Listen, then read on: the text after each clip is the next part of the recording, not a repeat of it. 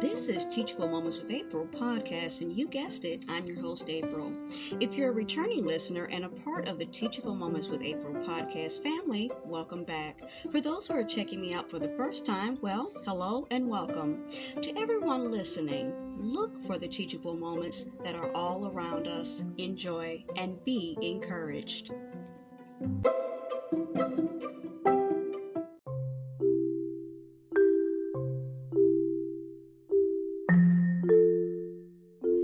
Let us pray. As we gather here in the harbor of your safety, we thank you for fellowship. We ask that you will strengthen us, restore us, and inspire us with your love. Lord, would you fill us with your peace so that as we journey onwards, we would pour out your love and grace to others.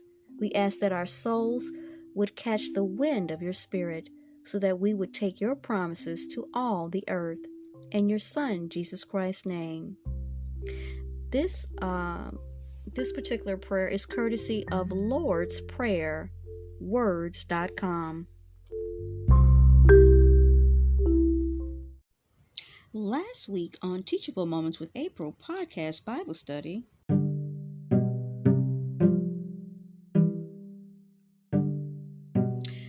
this is Teachable Moments with April podcast Bible study from the greatest man who ever lived, chapter 32, What is Lawful on the Sabbath?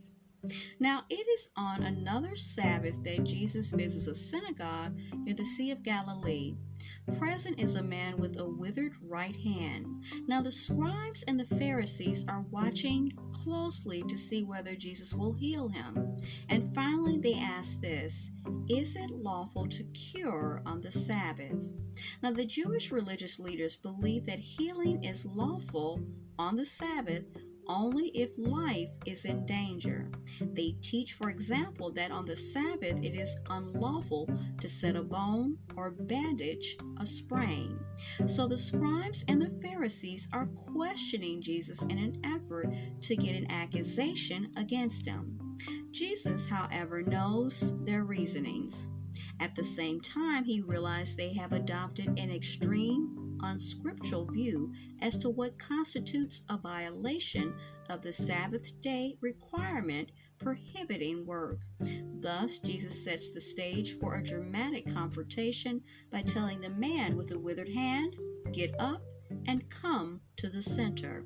Now, turning to the scribes and the Pharisees, Jesus says this: who will be the man among you that has one sheep, and if this falls into a pit on the Sabbath, will not get hold of it and lift it out? Since a sheep represents a financial investment, they would not leave it in the pit until the next day, perhaps to sicken and cause them loss. Besides, the scripture says this: the righteous one is caring for the soul of his domestic animal. Now, drawing a parallel, Jesus continues in this manner. He says this: all considered, of how much more worth is a man than a sheep? So it is lawful to do a fine thing on the Sabbath. Now, the religious leaders are unable to refute such a logical and compassionate reasoning, and they remain silent. Now, with indignation as well as grief at their obstinate stupidity, Jesus looks around. Then he says to the man, stretch out your hand. And he stretches it out, and the hand is healed. Instead of being happy that the man's hand is restored, the Pharisees go out and immediately conspire with the party followers of Herod to kill Jesus. This political party evidently includes members of the religious Sadducees. Originally, this political party and the Pharisees are openly opposed to each other, but they are solidly united in their opposition to Jesus. All right, so the Bible verses for this particular chapter are Matthew 12, 9 through 14, Mark 3, 1 through 6, Luke 6, 6 through 11, Proverbs 12, 10, and lastly, Exodus 20, verses 8 through 10. There are 3 questions for this particular chapter. What is the settling? okay, for a dramatic confrontation between Jesus and the Jewish religious leaders. Number 2, what do these Jewish religious leaders, believe regarding healing on the Sabbath? And the third one is, what illustration does Jesus use to refute their wrong views?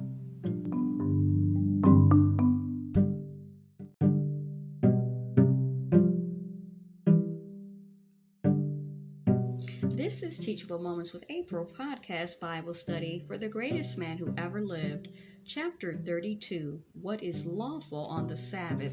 So for this particular episode, we're just going to strictly go over the Bible verses for the chapter. So what we're going to be looking at is Matthew 12, 9 through 14, Mark 3, 1 through 6, Luke chapter 6, verses 6 through 11, Proverbs 12:10, and Exodus 20:8 through 10. All right, so we're going to start with Matthew 12, 9 through 14. Going on from that place, he went into their synagogue, and a man with a shriveled hand was there, looking for a reason to bring charges against Jesus. And they asked him, "Is it lawful to heal on the Sabbath?" He said to them, "If any of you has a sheep and it falls into a pit on the Sabbath, will you not take hold of it and lift it out? How much more valuable is a person than a sheep? Therefore it is lawful to do good on the Sabbath."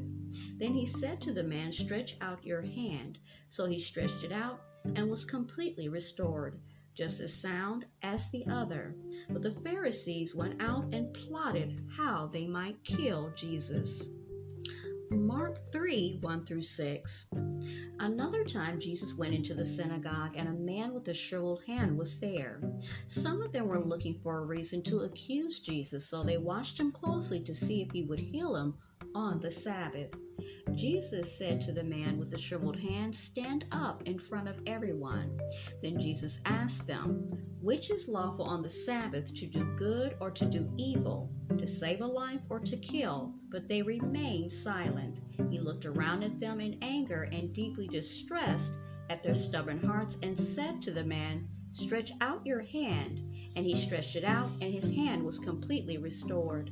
Then the Pharisees went out and began to plot with the Herodians how they might kill Jesus. All right, so we have Luke 6, 6 through 11. On another Sabbath, he went into the synagogue and was teaching, and a man was there whose right hand was shriveled. The Pharisees and the teachers of the law were looking for a reason to accuse Jesus, so they watched him closely to see if he would heal on the Sabbath.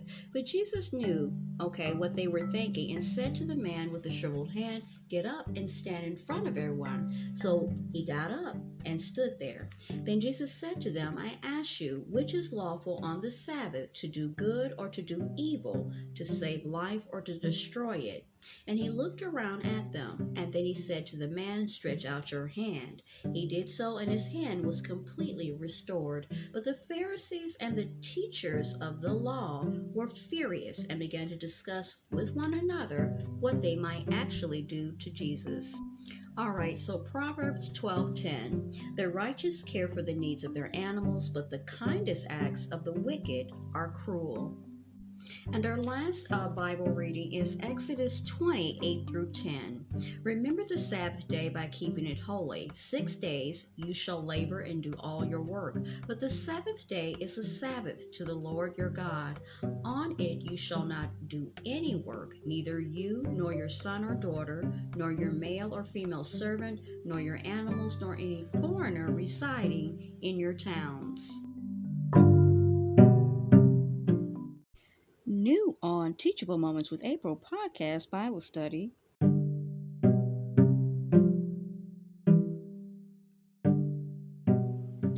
Chapter 32, what is lawful on the Sabbath? 2, the greatest man who ever lived. This is Teachable Moments with April podcast Bible study, and I am your host, April. This is the question and answer episode. So for this particular episode, we have 3 questions. The first question is, what is the setting for a dramatic confrontation between Jesus and the Jewish religious leaders?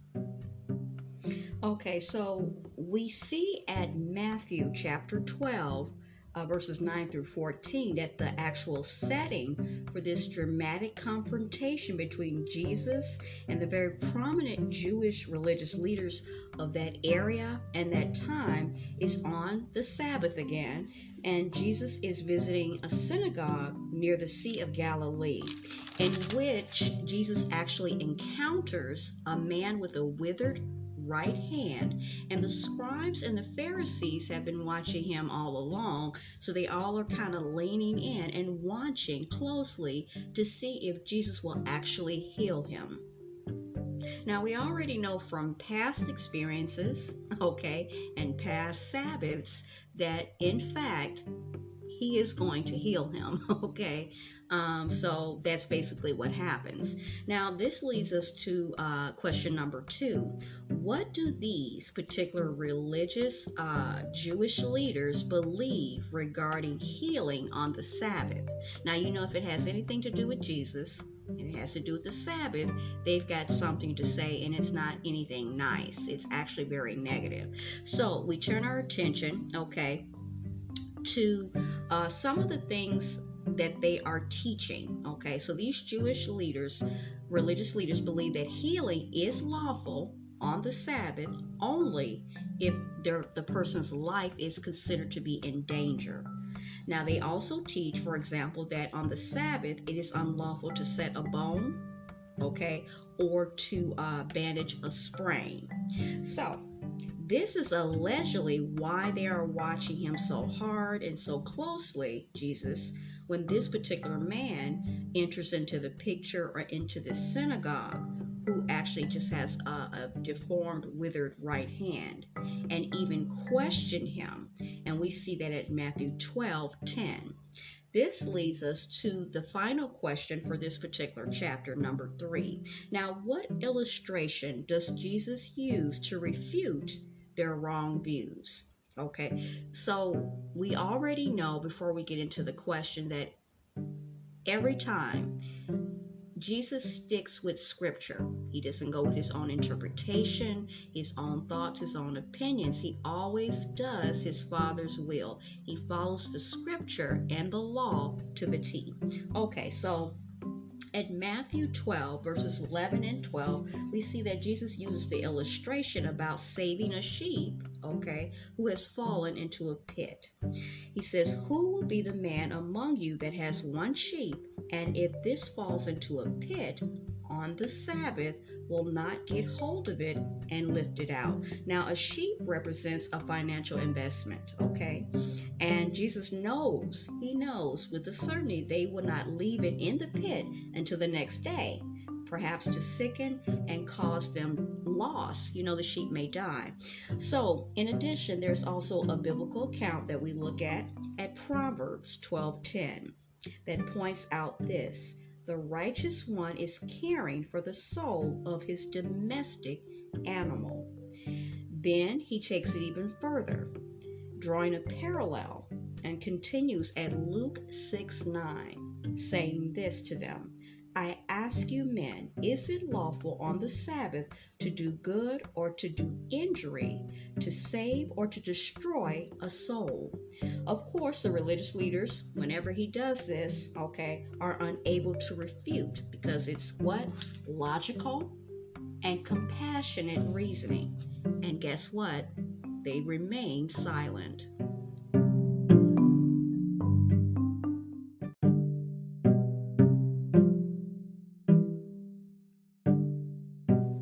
This is Teachable Moments with April podcast Bible study for the greatest man who ever lived, chapter number 33, fulfilling Isaiah's prophecy. Now, after Jesus learns that the Pharisees and party followers of Herod plan to kill him, he and his disciples withdraw to the Sea of Galilee. Here, great crowds from all over Palestine and even from outside its borders flock to him. He cures many, with the result that all those with grieving diseases press forward to actually touch him. Because the crowds are so great, Jesus tells his disciples to have a boat continually at his service.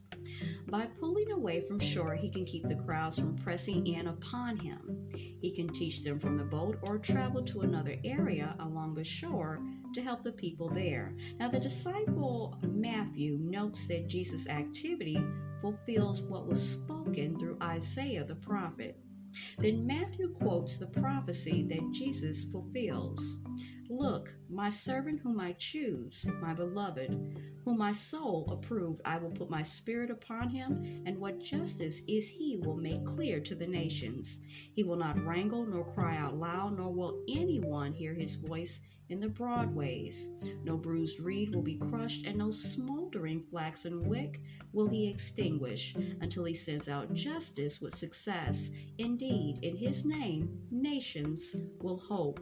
So Jesus, of course, is the beloved servant of whom God approves. And Jesus makes clear what is true justice, which is being obscured by actually false religious traditions. Because of their unjust application of God's law, the Pharisees will not even come to a sick person's aid actually on the Sabbath.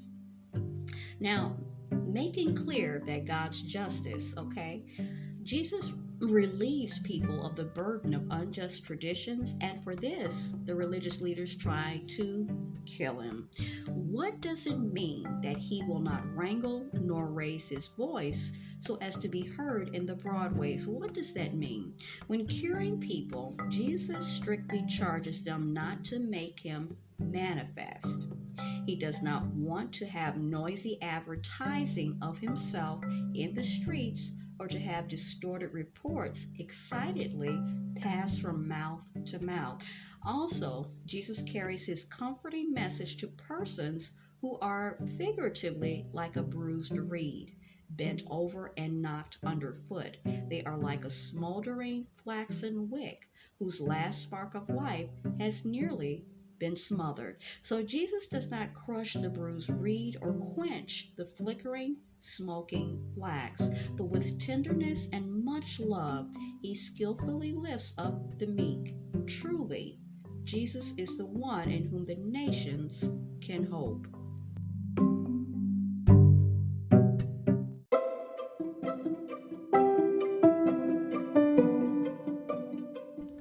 You were just listening to Teachable Moments with April podcast. I truly hope you enjoyed this episode.